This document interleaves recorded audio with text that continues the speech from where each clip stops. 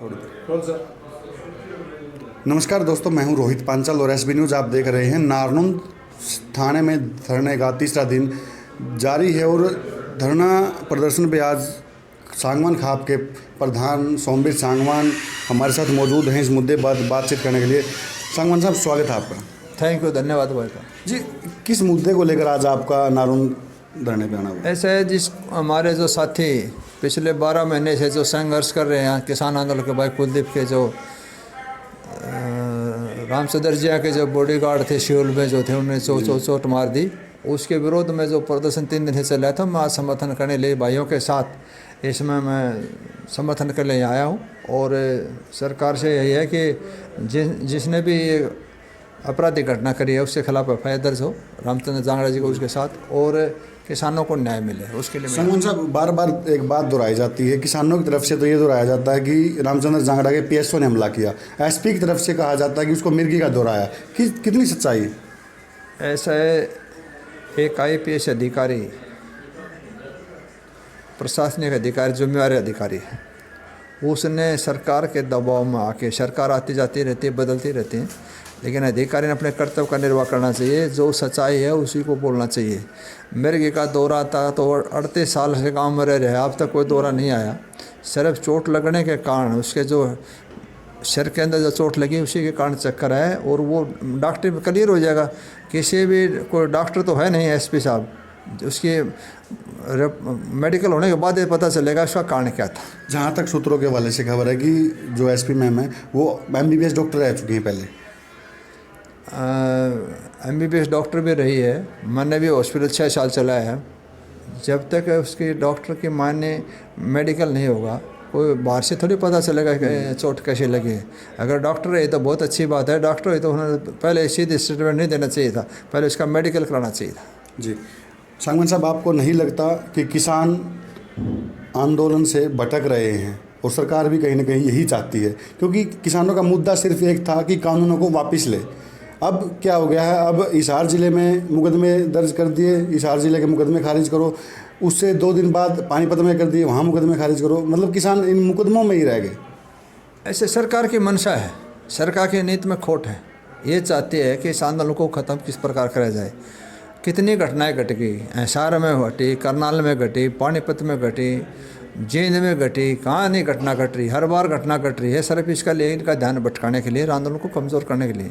आप देख रहे होंगे पिछले 7 साल से, जब से मोदी जी की सरकार बनी है, जितने भी आंदोलन हुए, किसी भी आंदोलन को इन्होंने कामयाब नहीं होने दिया। चाहे वो कर्मचारी का था, चाहे वो मुस्लिम लीग वाले था, या कोई दूसरा भी था, हर एक आंदोलन को इन्होंने कुचलने का काम कराया। सिर्फ एक आंदोलन ऐसा है जिसको सरकार के कंट्रोल से बाहर गया, सरकार के काबू में नहीं आया। क्यों नहीं आया? ये जन जन का आंदोलन है। ये आंदोलन बाबा भीमराव अम्बेडकर द्वारा दिखाए हुए रास्ते पर चलने वाले हर हिंदुस्तानी का आंदोलन है। इसलिए आज व्यापक रूप धारण कराया हुआ है। कई लाख आदमी बॉर्डर पर बैठे हैं, चाहे संयुक्त मोर्चे का आह्वान हो, चाहे रेल रोको, चाहे रोड रोको वाली बात हो, कोई भी धरना प्रदर्शन की बात हो, चंद मिनटों में एक्शन होता है, पूरा देश जाम हो जाता है। तो इसका सरकार के ऊपर बहुत बड़ा प्रभाव है। सरकार चाहती है कि इसको झूठ के माध्यम से, झूठा ड्रामा करके इस आंदोलन को कुचला जाए, और सरकार इसमें कामयाब होना चाहती है। लेकिन इसमें मैं आपको बताना चाहता हूँ, सरकार कितने हथकंडे अपना ले, किसान आंदोलन कभी फैल होया नहीं।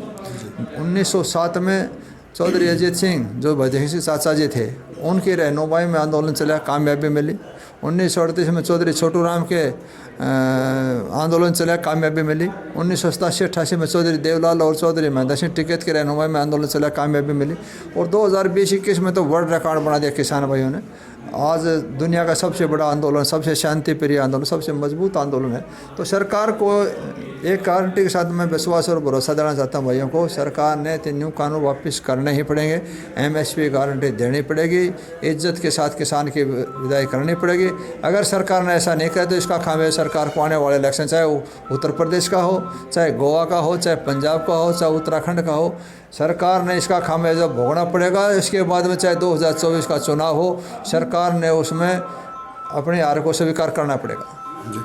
मुख्यमंत्री का चुनाव में बयान आया था कि गर्दन काट देंगे। अरविंद शर्मा का बयान है हाथ तोड़ देंगे, आँख निकाल लेंगे। क्या प्रतीत होता है इस बात से सांगवान साहब? ऐसा है, चाहे मुख्यमंत्री जी हो, चाहे एसडीएम हो, अरविंद शर्मा जी का बयान हो, चाहे अपने जांगड़ा जी का बयान हो, और चाहे गृह राज्य मंत्री का बयान हो, यानी कि सारा की परिभाषा एक ही है, एक ही भाषा यूज कर रहे हैं, मार देंगे, काट देंगे। ये लोकतंत्र का ऐसा नहीं है। लोकतंत्र के अंदर ऐसा नहीं होता। लोकतंत्र के अंदर तो अधिकार है किसानों को, चाहे कोई भी हो, हिंदुस्तान के नागरिक का मौलिक अधिकार है आंदोलन करने का। उसमें नाड़ काटने की, गंडासा करने की, हाथ काटने की कहाँ से नौबत है? कोई तालिबानी तो है नहीं। यहाँ तो लोकतंत्र की सरकार है। ये जो बैठे हैं इनको ये नहीं पता नहीं परमानेंट सौदा नहीं है। जगत में कोई नहीं परमानेंट, पतलून चाहे पैरो पेंट, जगत में कोई नहीं परमानेंट। आवागमन लगी दुनिया में, जगत ही रेस्टोरेंट। ओके साबुन तेल चमेली चाय लगा लो सेंट, जगत में कोई नहीं परमानेंट। एक कई दिन का सौदा है। आया अगर उत्तर प्रदेश में सरकार हार गई तो मैं कहता हूँ हरियाणा में पहली विकेट हरियाणा सरकार की गिरेगी। भाइयों को विश्वास और भरोसा दिलाना चाहता हूँ। ये ऐसे जाएंगे जैसे चाहे जेजेपी और चाहे बीजेपी और सब तंग हैं, डोलिया पर जैसे कबूतर उड़ते हैं ना, ऐसे जाएंगे। इस रिजल्ट आने तो वेट फॉर सम टाइम, आप होली तक इंतजार करिए, रिजल्ट आ जाए। उसके बाद में इलाहाबाद का आया, दोनों उपचुनाव में सरकार हार गई। बीजेपी का बयान आया था कि अगर हमारा विरोध होता तो हमें इलाहाबाद में इतने वोट नहीं मिलते। तो विरोध था तो अगर इतने वोट आए तो फिर जीते क्यों नहीं? जो दूसरे जीते है उससे फालतू लिया है ना। विरोध तो था ना जी। सिर्फ ये था, सिर्फ सरकार ने सारी 2 जाट कैंडिडेट है, तीसरे को उतार दिया, जाति पाति का जहर घोट दिया, वोट बढ़ रही। ये कोई लोकतंत्र का थोड़ी है। पैसे चला है, दारू बेचा है, ऐमान बेचा है लोगों का। ये लोकतंत्र थोड़ी है। इसको लोकतंत्र कह सकते हैं आप। ईमानदारी से अगर वोट पोती कोई सिस्टम बनता तो मैं नहीं चाहता कोई ये सरकार सोच रही है। इन्होंने वैसे भी 75 पार का नारा दिया था, 40 वाके टेकी। ये सरफ और सरफ नीचे से लेकर ऊपर झूठ बोलने वाला कुछ भी नहीं है। पेड़ा गरक नीचे से लेकर ऊपर प्योर झूठ का सौदा। कितने दिन चलेगा? सच्चाई तो सामने आएगी। सरकार तो बार बार ये भी कहती है कि लोकतंत्र में किसी भी विधायक को, किसी भी मंत्री को कहीं भी आने जाने का अधिकार है और किसान उसको रोक के गलत कर रहे हैं, जैसे अभी नारोन में रामचंद्र जांगड़ा का विरोध करके किया। भाई जब विरोध है, लोग नहीं चाहते तो क्यों जा रहे हैं? ये वही जनता है जो उनको पगड़ी भी पहनाती थी, माला भी डालती थी, नोट भी देते थे, दूध भी पिलाते थे, बर्फ़ी भी खिलाते थे, स्वागत भी करते थे। आज गाँवों में रहने थे, क्यों सोचा क्यों नहीं है? सरकार क्यों नहीं सोचा? ऐसे हालात क्यों बनी? किसने बनाई? सरकार ने बनाई। जो बड़े बड़े सजबाग दिखा के तुम्हारे आए 4 गुना कर देंगे, 5 गुना कर देंगे। मैं तो कहता हूँ जो आए उसको उतनी छोड़ दे तो बड़ी बात है। इस पर झूठा सौदा कब से मेरे समझ में नहीं। और रामचंद्र जांगड़ा जी हो चाहे दूसरे भाई हो, ये सिर्फ और सरकार के अंदर अपना नंबर दिखाने के लिए मैं जा रहा हूँ जी, सिर्फ अपनी चमचागरी की सीमा लांग के वहाँ तक जाके अपना ड्रामा करते हैं हाईलाइट होने के लिए, अपनी नौकरी बचाने के लिए। ना रामचंद्र जांगड़ा पहले समाज में कभी नहीं कहा कहाँ है धरती पाट दी इसने, यही नहीं घूम रहा। मैं पिछले 96 जानता हूँ चौधरी बंसीलाल सरकार से। क्या है व्हाट इज दिस? कुछ नहीं, नीचे लेके ऊपर तक सारा सादा बेड़ा गर्क हो रहा। अब ये उल्लू की रात जग रही है, कितना दिन जगेगी वो देखो। अभी आप कह रहे हैं सरकार ने गलत किया, सरकार ऐसे है, सरकार वैसे है, और आप जैसे कि निर्दलीय विधायक हैं उन्होंने ही सरकार को चला रखा है। अब ये कैसे? ऐसा है कि हमने भी समर्थन करा था जी, लेकिन जब जनता के ऊपर जुल्म हो, किसान के घर में पैदा हूँ, किसान हूँ, किसान का बेटा हूँ, अगर किसान के ऊपर जुल्म हो तो मैंने भी तो खुद सरकार के अंदर शामिल था, चेयरमैन ने भी छोड़ी, सरकार से समर्थन भी वापस लिया। ये ठीक है कि जो भाई समर्थन करे वो अपने अपने विवेक और बुद्धि पर काम करता है।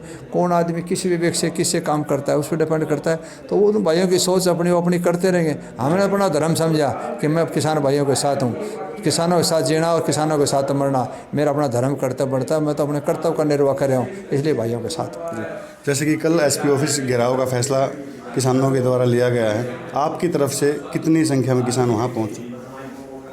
लगभग पूरा बहने जिला कल उस आंदोलन में शामिल होगा।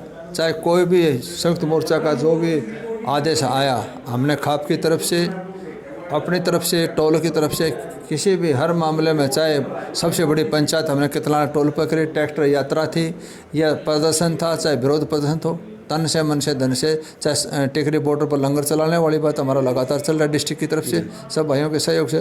कितलान टोल पर धरना लगातार चल रहा है। हर आयोजन में हम समर्पित होकर काम कर रहे हैं। कल का भी आपको रिजल्ट दिखाएंगे। बहुत संख्या में बहनी जिले के भाई इसमें पहुँचेंगे। जी, ये थे विधायक सोमवीर सांगवान, जिन्होंने साफ कर दिया कि जब तक मुकदमे खारिज नहीं होंगे और रामचंद्र जांगड़ा व उसके पीएसओ पर मुकदमा दर्ज नहीं होगा तब तक किसान यहाँ से नहीं उठेंगे। और कल एसपी ऑफिस घेराव में भिवानी जिले की अहम भूमिका रहने वाली है। विशेष सहयोगी विजेंद्र के साथ रोहित पांचाल, एसबी न्यूज़।